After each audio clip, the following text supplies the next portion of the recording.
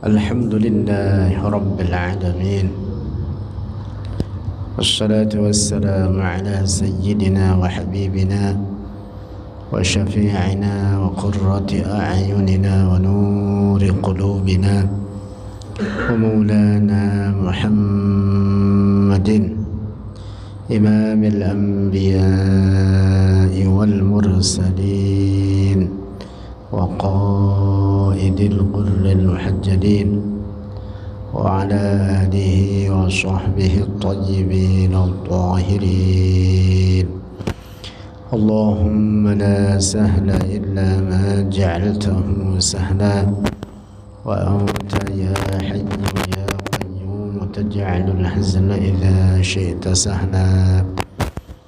اللهم ارزقنا الإخلاص في النية والقول والعمل ونعوذ بك من حال أهل النار آمين. بسم الله.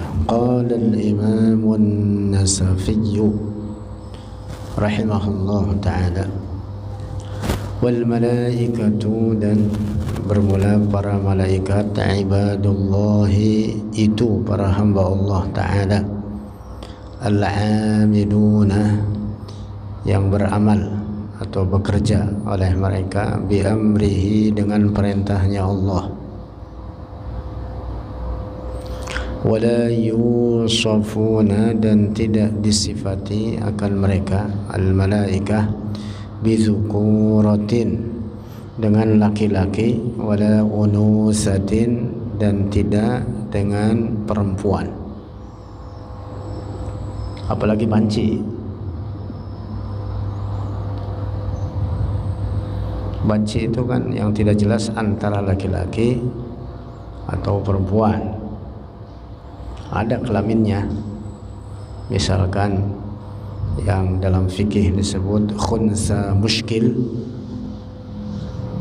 dia punya kelamin dua, misalkan satunya kelamin laki-laki, satunya kelamin perempuan. Istilah banci atau khunsa itu adalah yang punya kelamin tetapi tidak jelas antara laki-laki atau perempuan pada kelaminnya tersebut. Para malaikat tidak disifati dengan kelamin laki-laki atau perempuan, apalagi banci. Nah, karena itu para malaikat la yatawaladun, tidak beranak pinak, tidak kawin mereka. La yatazawwajun wa la yatawaladun, tidak kawin dan tidak beranak pinak. Bahkan la yashrabun wa la ya'kulun, tidak makan, tidak minum, bahkan juga tidak tidur. Para malaikat majbuluna bitta'ah, mereka itu disifati dengan tabiat atau diciptakan oleh Allah dengan tabiat hanya kepada kebaikan saja. Karena itu dalam Al-Quran difirmankan oleh Allah, la ya'sunallaha ma amarahum wa yaf'aluna ma yu'marun. Catatan penting, tidak boleh para malaikat itu disebut para pembantu Allah. Orang yang menyebut para malaikat sebagai pembantu Allah, maka berarti sama saja dengan menyandarkan kelemahan kepada Allah. Rusak akidahnya ini orang, berkeyakinan demikian itu. Nah, di antara yang mengatakan pemahaman rusak seperti itu adalah Ibnu Taimiyah. Ibnu Taimiyah menyebut para malaikat itu dengan a'wanullah, para pembantu Allah. Na'udzubillah. Ini pemahaman rusak, bahwa para malaikat diperintah oleh Allah dengan beberapa perkara. Sebagian mereka diperintah oleh Allah mengurusi hujan, mengurusi rizki, mengurusi tanaman, mengurusi atau menjaga hamba-hambanya dari kalangan manusia dan lain sebagainya. Maka itu adalah tugas dari Allah yang dengannya mereka berlaku taat atau beramal saleh atau beribadah kepada Allah. Sama persis dengan manusia diperintah oleh Allah misalkan dengan salat 5 waktu, puasa Ramadan dan lain sebagainya. Daripada kewajiban-kewajiban itu adalah taklif, tugas dari Allah terhadap hamba-hambanya, terhadap manusia, dan demikian pula terhadap para malaikat. Nah, sehingga keyakinan pokok yang wajib kita yakini bahwa Allah tidak membutuhkan kepada suatu apapun dari ciptaannya, tidak membutuhkan kepada para malaikat, tidak membutuhkan kepada manusia dan ibadah-ibadah mereka. Allah tidak bertambah pada kemuliaan dan keagungannya dari karena ibadahnya para hamba, sebagaimana tidak berkurang kesucian dan keagungan Allah dari karena durhakanya atau perbuatan maksiat dari para hambanya. Nah, karena itu tidak boleh katakan Allah mengambil manfaat dari para malaikat atau mengambil manfaat dari ibadah para hambanya. Itu pemahaman rusak, hati-hati. Nah, adapun makna firman Allah fal mudabbirati amra, al mudabbirat yang dimaksud di sini para malaikat yang mentadbir. Mentadbir artinya mengatur. Nah, tadbir oleh para malaikat terhadap perkara-perkara yang diperintahkan oleh Allah atasnya, itu namanya tadbir yang khusus. Tadbir bukan tadbir mutlak. Pengaturan yang khusus yang dimaksud pada sebagian perkara-perkara sesuai apa yang diperintahkan oleh Allah. Adapun tadbir mutlak hanya milik Allah. Sehingga penyebutan mudabbir bagi para malaikat dalam ayat ini, fal mudabbirati amra, itu maknanya berbeda dengan penyebutan bagi Allah sebagai al-mudabbir. Allah mudabbir, pengatur, malaikat mudabbir, tetapi dengan makna yang berbeda. Ittifaqun bil lafzi, ikhtilafun fil ma'na. Sama dengan penyebutan manusia bersifat hayat, hayyun, hidup. Allah juga bersifat hayat, bukan berarti sama. Sifat hayat pada manusia baharu, memiliki permulaan dan memiliki penghabisan. Lalu dengan makan, minum, dengan tempat, arah, dengan tubuh, fisik, ruh, dan lain sebagainya. Allah pada sifat hayatnya tidak seperti itu. Bukan dengan ruh, bukan dengan tubuh, bukan dengan darah, bukan dengan tulang, bukan dengan makan, bukan dengan minum. Allah Maha Suci dari sifat-sifat kebendaan. Nah, jadi malaikat disebut oleh Allah dalam ayat ini al-mudabbir, itu tadbir pada sebagian urusan-urusan sesuai apa yang diperintah oleh Allah terhadap mereka. Begitu. Penting itu untuk dipahami.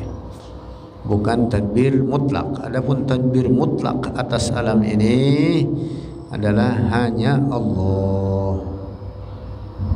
Malaikat ditadbir oleh Allah, manusia ditadbir oleh Allah. Setiap apapun pada alam ini ditadbir oleh Allah. Betul. Nah, kemudian faedah penting lainnya yang disebutkan di dalam Al-Quran adalah 10. Adapun jumlah para malaikat secara keseluruhan tidak ada yang tahu kecuali Allah.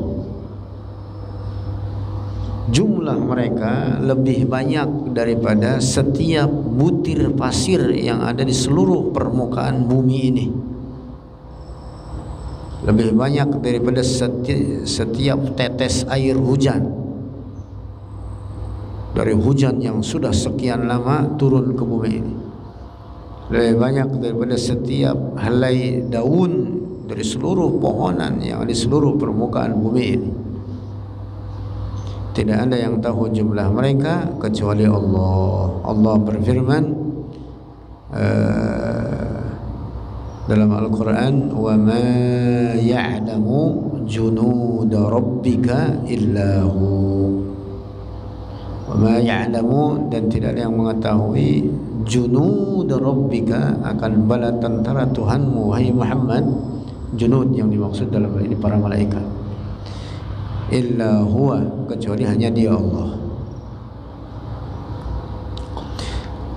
Nah, yang disebutkan dalam Al-Quran diantaranya adalah yang merupakan para pemimpinnya, ru'asa 10. Sehingga yang 10 ini oleh karena disebutkan dalam Al-Quran, kata para ulama, kita wajib mengenal mereka. Dalam Aqidatul Awam sebutkanlah Syekh Aqidatul Awam Syekh Sayyid Ahmad Al-Marzuqi mengatakan, tafsilu 10 minhum Jibrilu Mikalu Israfilu Azrailu Munkar Nakirun Raqibun wa kadha Atidu Malikun Ridwanuh tada. 10. Pimpinan seluruh para malaikat seluruhnya adalah Jibril alaihi salam. Pimpinan keseluruhan para malaikat Jibril. Nah, jumlahnya itu tadi tidak terhitung, tidak ada yang tahu kecuali Allah. Tidak berkurang pada jumlah tersebut dan tidak bertambah pada jumlah tersebut. Segitu adanya. Hanya Allah yang tahu. Dan mereka tidak mati kecuali pada tiupan pertama, an-nafkhatul ula, pada as-sur oleh malaikat Israfil, barulah mereka mati. Adapun sekarang enggak ada yang mati para malaikat.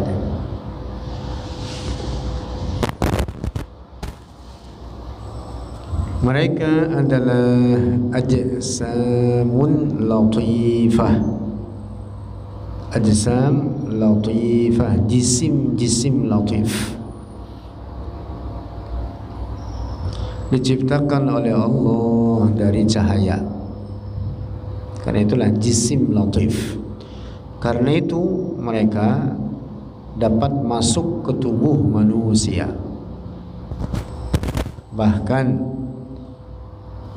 dalam beberapa riwayat disebutkan proses penciptaan janin oleh Allah dengan merintah malaikat, lalu dibentuklah itu janin dalam rahim seorang ibu oleh malaikat, di mana malaikat masukkan tangannya ke rahim dari arah luarnya tanpa terasa sedikit pun oleh perempuan hamil tersebut. Masukkan tangannya, diolah dari luar. Ada yang menyebutkan demikian. Karena itulah para malaikat itu apa? Ajsam latifah, jisim latif.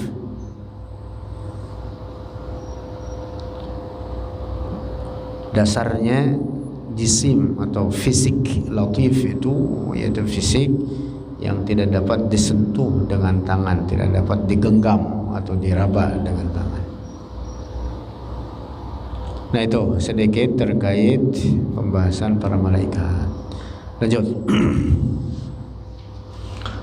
Walillahi ta'ala, dan bagi Allah ta'ala, kutubun, kitab-kitab, beberapa kitab, anzalaha, telah menurunkan oleh Allah akan kutub, menurunkannya akan kutub ada anbiyaihi, atas para nabinya. Wa bayyana, dan menjelaskan oleh Allah fiha, di dalamnya kutub, amrahu, akan perintahnya Allah, wa wa'dahu wa nahyahu, dan akan larangan Allah, wa wa'dahu, dan akan janji Allah, wa wa'idahu, dan akan ancamannya Allah dalam kitab-kitab tersebut.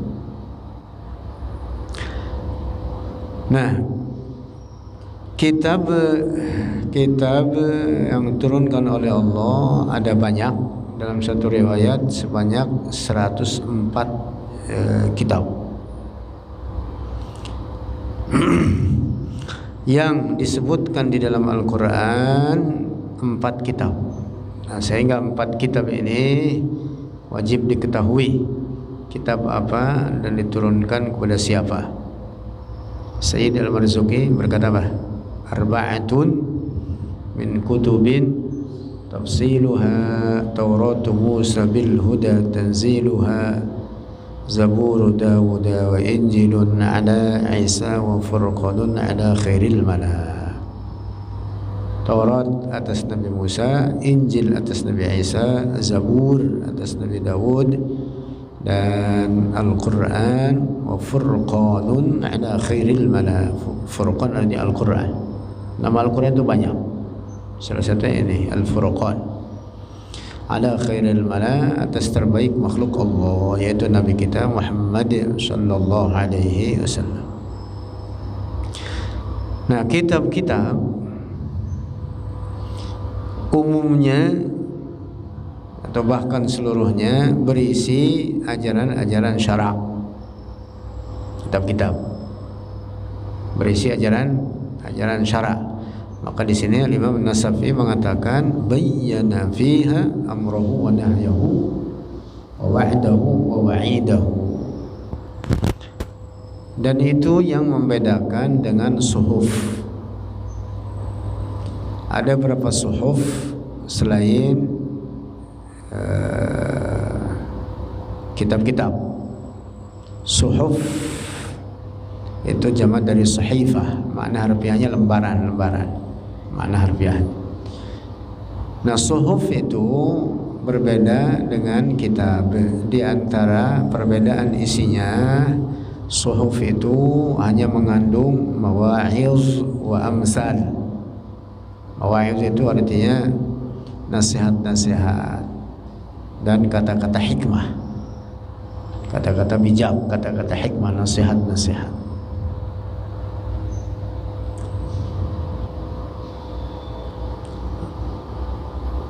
Misalkan di antaranya daripada suhuf yang diturunkan kepada Nabi Ibrahim, di antara yang dimuat di dalamnya menyebutkan adal aqili ay yakuna basiran bi ahli zamanihi.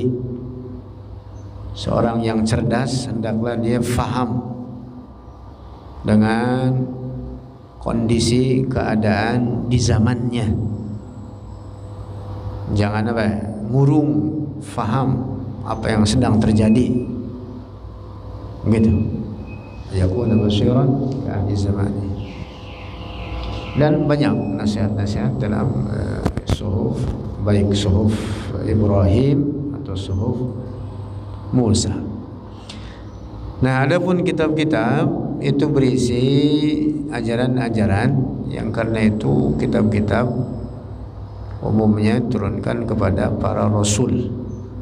Nah, kita sudah sering bahas rasul itu derajatnya lebih tinggi, predikatnya lebih tinggi daripada yang nabi saja. Seorang rasul mendapat wahyu dan datang dengan membawa syariat yang baru. Adapun yang nabi saja dapat wahyu tapi mengikuti syariat rasul sebelumnya, tidak datang dengan membawa ajaran yang baru, tidak membawa syariat yang baru, seorang nabi. Nah, karena itu kata para ulama kullu rasulin nabiyyun wa laysa kullu nabiyyin rasula. Setiap rasul mestilah itu sebagai nabi, tapi tidak setiap nabi sebagai rasul. Nah, kitab-kitab turunkan kepada beberapa nabi atau rasul Allah yang di dalamnya dijelaskan syariat-syariat. Syariat itu artinya al-ahkam, hukum-hukum, praktik-praktik ibadah, salat misalkan atau lainnya. Salat walaupun ada dalam syariat seluruh para nabi, tetapi ada beberapa bagian pada praktiknya yang berbeda satu dari lainnya. Termasuk praktik sujud sudah ada dari zaman Nabi Adam. Salat ada zaman Nabi Adam. Gitu. Tetapi yang membedakan pada praktiknya, termasuk pada jumlah hitungannya.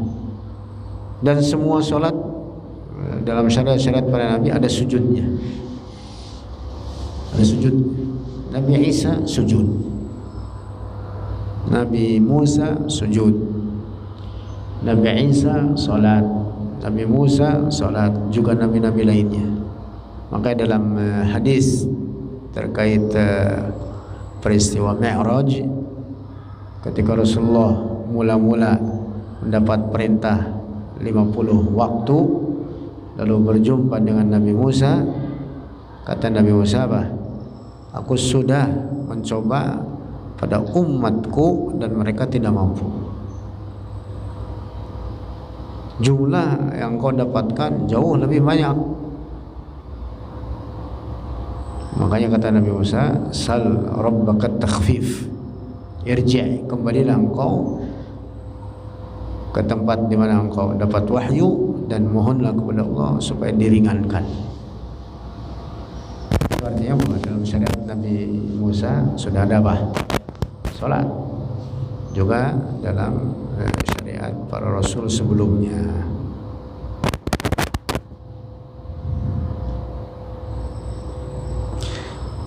Nah, sudah kita bahas di bagian dari matan akidah ini terkait kalamullah, kitab-kitab yang diturunkan kepada para rasul itu dengan bahasa berbeda-beda. Al-Quran dengan bahasa Arab, Injil, Taurat dengan Zabur dan dengan bahasa Suryani dan Ibrani, beda-beda bahasanya. Nah, itu semua adalah ungkapan dari dari kalam zat Allah. Kalam zat Allahnya sendiri, bukan huruf, bukan suara, dan bukan bahasa. Nah, jadi Quran yang kita baca disebut kalamullah. Juga kitab yang asli Injil dan Taurat yang asli dahulu turunkan kepada Nabi Isa dan Nabi Musa adalah disebut pula kalamullah. Sama Injil kalamullah yang asli dahulu. Adapun yang sekarang tidak ada yang asli. Yang ada sekarang muharraf, sudah direduksi, sudah dirombak.